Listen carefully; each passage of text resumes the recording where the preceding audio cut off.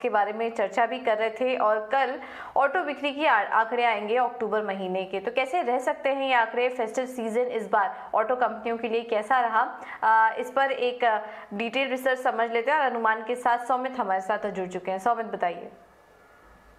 तो जो channel checks के रिपोर्ट्स हमें मिले हैं उससे हमने जो एवरेज नंबर्स निकाले उससे हमें ये पता चल रहा है कि अगर पैसेंजर व्हीकल सेगमेंट की अगर हम बात करते हैं जिसमें M&M, टाटा मोटर्स और मारुति सुजुकी जैसे कंपनीज है, उसमें अगर हम देखें तो YOY बेसिस पे एक स्ट्रॉन्ग ग्रोथ देखने को मिल सकती है हमें तीनों ही कंपनीज के लिए। बट अगर मंथ ऑन मंथ बेसिस पे देखेंगे तो वहाँ पर सिर्फ टाटा मोटर्स के लिए हमें ग्रोथ देखने को मिल रहा है।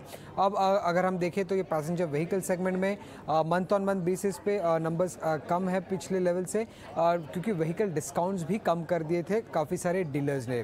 उसके अलावा अगर हम CV सेगमेंट में अगर हम देखते हैं जिसमें आयशर मोटर्स के VECV के नंबर्स आते हैं, टाटा मोटर्स का जो कमर्शियल व्हीकल सेगमेंट है वो आ जाता है और अशोक लीलैंड आ जाता है।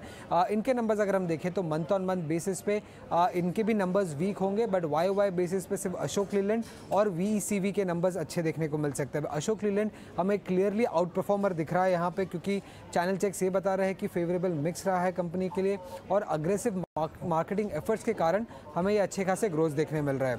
अब अगर टू व्हीलर्स की हम बात करते हैं जिसमें हीरो मोटो, बजाज ऑटो, TVS मोटर और आइशर का रॉयल इनफील्ड आ जाता है, इसमें अगर हम देखें तो मंथ ऑन मंथ बेसिस में चारों ही कंपनीज के लिए एक वीक सेट ऑफ नंबर्स है, बट YOY बेसिस में TVS मोटर और आइशर मोटर्स के काफ़ी स्ट्रॉन्ग नंबर्स है। आइशर मोटर्स के YOY बेसिस पे 80% ग्रोथ इसलिए है क्योंकि उन्होंने एक नया स्कूटर लॉन्च किया था हंटर, जिसका सेल्स काफ़ी अच्छा रहा है। इन्वेंट्री डेज अगर हम देखें तो 15 to 20 डेज़ का रहा है और उसी के साथ ये हंटर जो बाइक है वो करीब 30 to 35% अब कॉन्ट्रीब्यूट कर रहा है रॉयल इनफील्ड के सेल्स में। अब आखिर में अगर हम ट्रैक्टर डिवीजन की अगर हम बात करें तो बोथ YOY बेसिस और मंथ ऑन मंथ बेसिस में अगर हम देखें तो weak set of numbers expected है महिंद्रा और एस्कॉर्ट से। और इसके पीछे का कारण ये है कि जो डीलर्स थे वो इन्वेंट्री डीस्टॉकिंग कर रहे थे और इसी कारण जो सेल्स नंबर एक्सपेक्टेड है M&M और एस्कॉर्ट से वो वीक रहेंगे अक्टूबर महीने में।